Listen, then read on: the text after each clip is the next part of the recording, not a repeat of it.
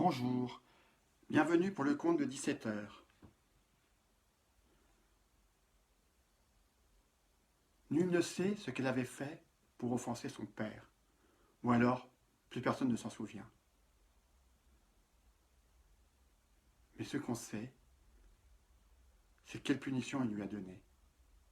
Il l'a traînée sur la banquise en la tirant par les cheveux, et arrivé au bord de la falaise, il l'a jetée dans les eaux glacées, où elle est tombée à pic.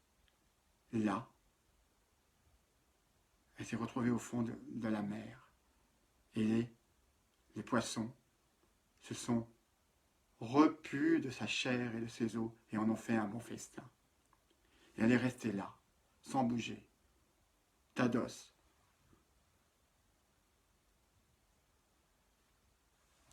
De son côté, longtemps plus tard, un pêcheur a décidé d'aller chercher à manger. L'homme a pris un fil, a pris son tipiac, son embarcation, et il est parti. Il est parti loin, à l'endroit même où la légende dit qu'il ne faut pas aller, que l'endroit est hanté. Mais lui, l'homme, il ne le sait pas. Il n'est pas au courant de cette légende. Plus personne n'y va dans cet endroit. Pourtant, mais lui, il met son fil dans l'eau et attend. Il attend que quelque chose se prenne dans ce fil. Et soudain, il sent quelque chose. Il a du mal à tirer sur le fil. C'est lourd. Ce doit être énorme. L'homme se dit qu'il va se faire un bon repas et que ça va même pouvoir durer plusieurs jours. Il tire, et il finit par sortir ce qu'il a pêché. Et là, il voit, horreur! Plein d'effroi, il en tremble de tous ses membres. Il voit un squelette au bout de son fil.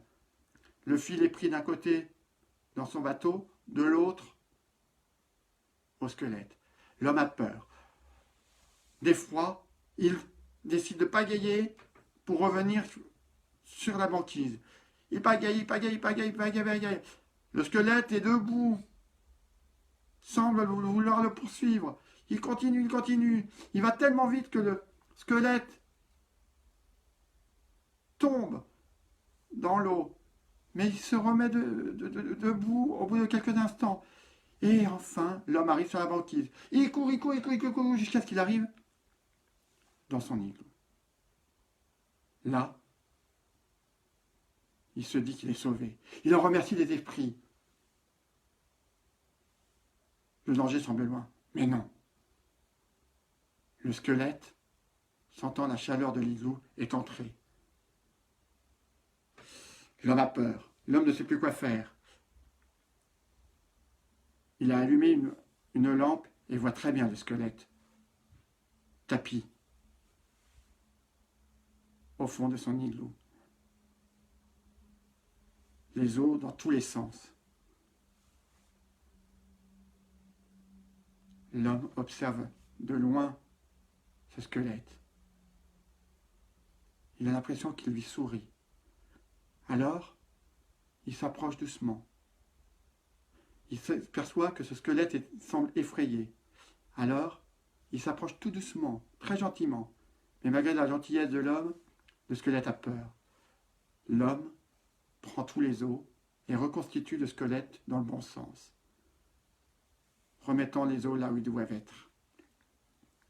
Et il donne une peau de phoque au squelette pour qu'il puisse se réchauffer. Et lui retourne de son côté sous une autre peau de phoque pour s'endormir. Au milieu de la nuit, le squelette se lève. Il entend le cœur de l'homme battre.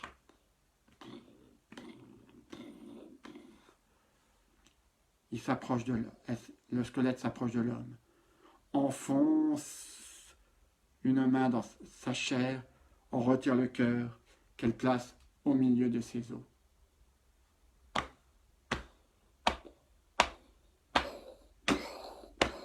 Le cœur bat.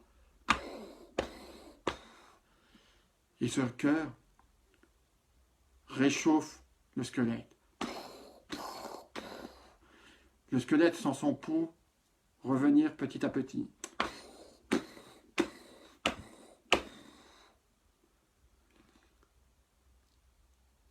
Et bientôt, la femme se met à chanter au son du cœur.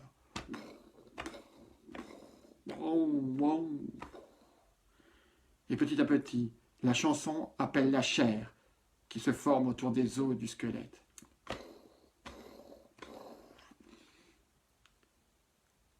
Et petit à petit, la femme renaît, retrouve la vie, retrouve un souffle. Quand enfin, elle est redevenue femme, elle s'approche à nouveau de l'homme, reprend le cœur de l'homme et le lui rend. Elle le replace là où elle l'avait pris. L'homme ne s'est aperçu de rien. Il n'a pas bougé. Alors, la femme soulève la peau de phoque et s'installe à côté de l'homme. Elle se blottit contre lui. À son réveil, l'homme voit la femme. Qu'elle est belle. Il se serre contre elle. Ils ne font plus qu'un. Et depuis ce jour, l'homme et la femme ont vécu jusqu'à la fin de leur vie. Voilà, c'était le conte de 17h. On se retrouve demain pour un autre conte. Demain ou après-demain. Car depuis le début du confinement, j'ai décidé de ne compter que les jours ouvrés. Comme demain, on est le 8 mai.